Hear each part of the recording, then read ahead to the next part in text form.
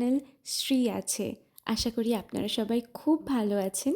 চলে এসেছি নতুন একটা ভ্লগ নিয়ে।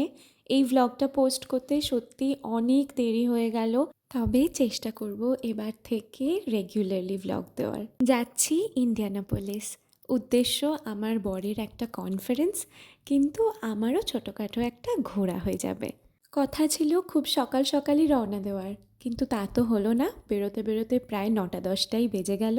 আমরা আর নিজেদের গাড়িটা নিয়ে যাইনি, আমার বর একটা কার রেন্ট করে নিয়েছিল, তা সেই গাড়ি নিয়েই আমরা বেরিয়ে পড়েছিলাম। এই যে রাস্তাটা দেখছেন, এই রাস্তাটা আমাদের বাড়ির খুব কাছেই। এখন আমরা চলেছি আমার বরের অফিসের উদ্দেশ্যে। আসলে ওখান থেকে ওর ওষুধটা তুলবে, ওষুধটা নিয়ে তারপর আমরা আমাদের আসল যাত্রা শুরু করব। চলে এসেছি আমার বরের অফিসের রাস্তায়। এই যে বাঁদিকে যে বিল্ডিংগুলো দেখছেন, ওইগুলোই আমার বরের অফিসের বিল্ডিং। ইউএসএতে স্টপ সাইন মানে সে অপর দিক থেকে গাড়ি আসুক না আসুক, আপনাকে পুরোপুরি দাঁড়িয়ে যেতে হবে। চলে তো এসছি, কিন্তু আমাদের মনে হয় অন্য একটা রাস্তা ধরে ওর অফিসের বিল্ডিংয়ে যেতে হবে। চলুন যাওয়া যাক, আপনাদেরও রাস্তাটা দেখাতে দেখাতে নিয়ে যাই। আমাদের বাড়ি থেকে ওর অফিসটা প্রায় 15-20 মিনিট গাড়িতে লাগে, আর আমেরিকার রাস্তায় 15-20 মিনিট মানে কিন্তু অনেকটাই ডিস্টেন্স। 15-20 মিনিটে অনেক দূর চলে যাওয়া যায়। দেখুন এই বসতিটা কি সুন্দর। সাইডে যে ফুলগুলো দেখতে পাচ্ছেন, ওইগুলো মনে হয় চেরি ব্লসম। এসে গেছি, আর ও আমাকে ব্রিজের নিচে গাড়িটা পার্ক করে বসিয়ে রেখে গেছে ওষুধ আনতে। এই যে দেখুন, এইখান থেকে ওর অফিসটা খুব ভালো করে দেখা যায়। আসলে এটা একটা হসপিটাল, অনেক বড় ক্যাম্পাস। কোনোদিন আপনাদের ভেতরটা নিয়ে গিয়ে দেখাবো। এটা বাচ্চাদের ক্যান্সার রিসার্চ হসপিটাল, আর পৃথিবীর যে কোনো বাচ্চার কিন্তু এখানে ফ্রিতে ট্রিটমেন্ট করানো হয়। চলে এসেছি হাওড়া ব্রিজে। দেখুন হুবহু হাওড়া ব্রিজের মতোই লাগছে, তাই না? পাশেই মিসিসিপি রিভার বইছে। আমাদের কলকাতায় যেরকম হাওড়া ব্রিজের পাশে আমরা গঙ্গা দেখতে পাই, এখানেও হুবহু দেখুন মিসিসিপি বইছে। অপরূপ সুন্দর লাগছিল দেখতে। আর আরও ভালো লাগছে কেন জানেন? কারণ খুব পরিষ্কার। কিছুটা গিয়ে আমরা ব্রেকফাস্টটা সেরে নেব। ব্রেকফাস্টটা তো আমি প্যাক করেই এনেছি, শুধু খাবার অপেক্ষা। 2 ঘন্টা চালানোর পর বর বলল এবার একটু খেয়ে নেবে, তাই ব্রেকফাস্টটা বের করে নিচ্ছি। আগের ব্লগে তো দেখিয়েছিলাম ব্রেকফাস্টে বানিয়েছি স্যান্ডউইচ, চিকেন, মেয়ো সব কিছু দিয়েই বানিয়েছি। চলুন বরের কেমন লাগলো জেনে নেওয়া যাক। স্যান্ডউইচটা কেমন হয়েছে? ভালো হয়েছে?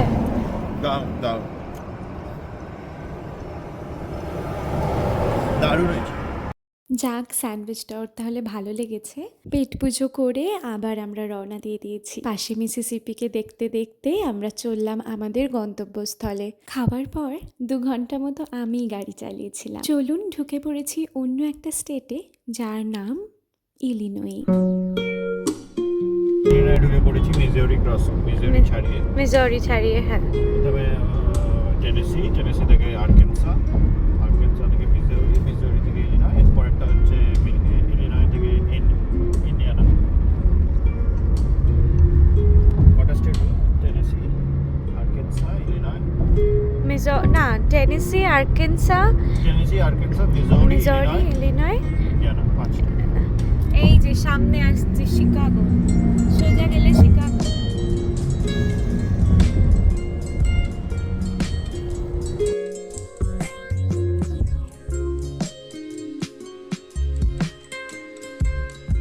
এত সুন্দর রাস্তার এই সৌন্দর্য দেখতে দেখতে আমরা চলেছিলাম আমাদের গন্তব্যস্থলে। আমরা আসলে মার্চ মাসে গেছিলাম।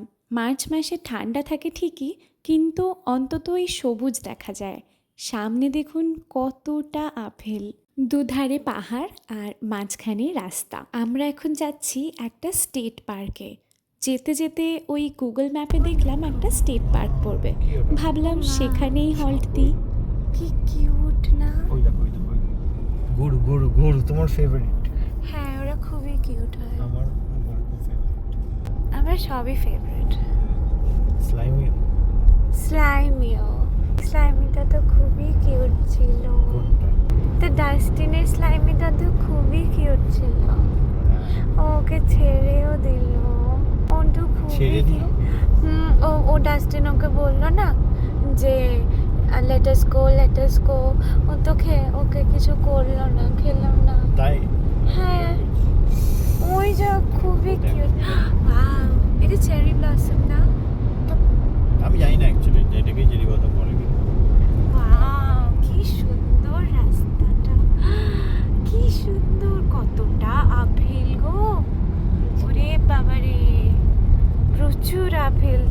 কিন্তু যত কাছে আসলাম কিছু মনেই হলো না, দূর থেকে কত আপহিল লাগলো বলো। এখন আপনারা গরু ছাগল দেখে যেন ভাববেন না আমরা স্টেট পার্কে ঢুকে পড়েছিলাম, তবে হ্যাঁ, এই হরিণটা আমরা স্টেট পার্কের মধ্যেই দেখতে পেয়েছি। এরা কিন্তু একদম নিজেদের মতো করে থাকে, কেউ ওদের ডিস্টার্ব করার নেই, কেউ ওদের আঘাত করার নেই, ওরা আমাদের মতোই যেন ঘুরে বেড়ায়। আমার বর একটু স্যান্ডউইচ দিতে গেল, তা ওরা পালিয়ে গেল। আমি ওকে বারণ করলাম যে জায়গাটা নোংরা না করতে। This is your honeymoon, the lake. তোমার লজ্জা করে না? তুমি আমায় হানিমুনেও নিয়ে যাওনি বিয়ের পরে। ভাবুন তাহলে, ওর কনফারেন্সের উদ্দেশ্যে আসাটা নাকি আমাদের হানিমুন। এই যে জায়গাটা দেখছেন, এখানে সবাই পিকনিক করে, মানে এই চেয়ার বেঞ্চে বসে যে যার নিজের মতো খাবার এনে পিকনিক করে আবার ট্র্যাশে সব কিছু ফেলে পরিষ্কার করে যেতে হয়। ওই যে দূরে লেকটাও ভীষণ শান্ত। এই যে কেভটা দেখছেন, এখানে কিন্তু ক্লাইম্বিং করা যায়। এই জায়গাটা আমার সবচেয়ে প্রিয়। একবার শুধু আওয়াজটা শুনুন।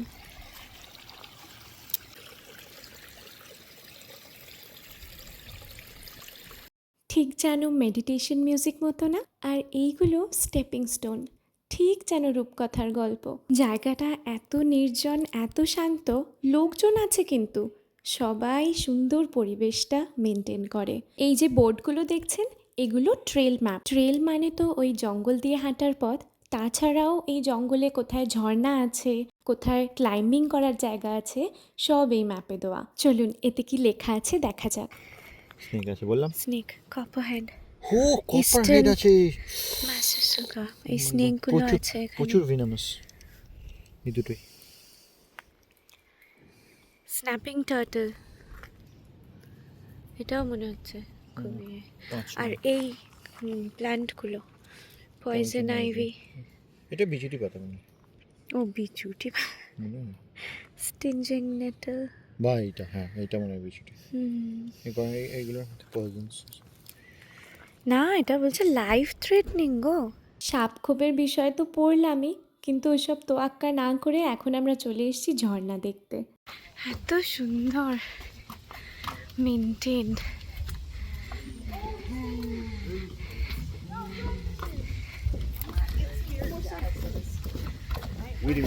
আমাদের মতোই কত লোক এসছে এরকম ঝর্ণা দেখতে। আর এই গাছগুলো দেখুন, যেন আকাশকে ছুঁয়ে ফেলছে।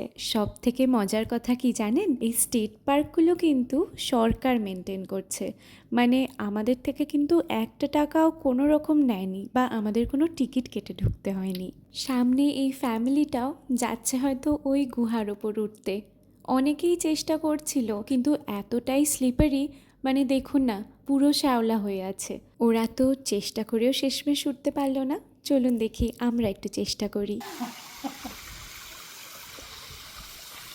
I am a cool, collected, independent woman until it comes to getting down from things that I get myself into.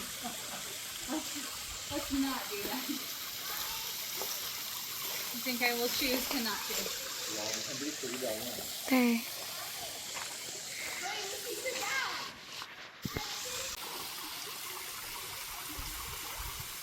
ওই দেখুন বাচ্চাগুলোর সাহস দেখুন, আর ওদের বাবা ওদেরকে নিয়ে ওই কেভে উঠেছে।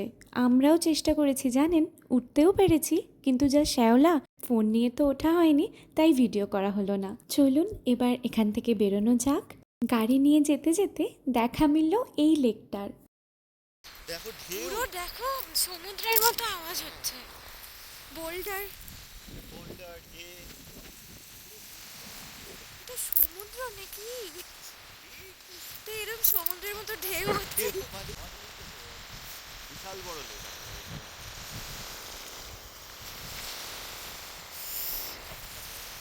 দারুণ ঢেউ চলছে।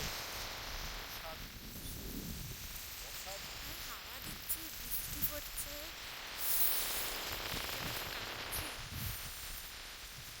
জাস্ট আমাদের গাড়িটা আছে, আর কেউ কোথাও নেই এখানে, বলো।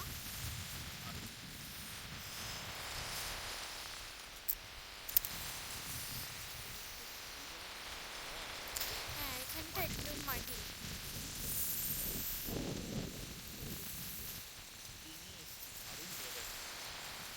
হ্যাঁ জলে ভর্তি হয়ে যায়। মাছ পড়ছে তো। হ্যাঁ।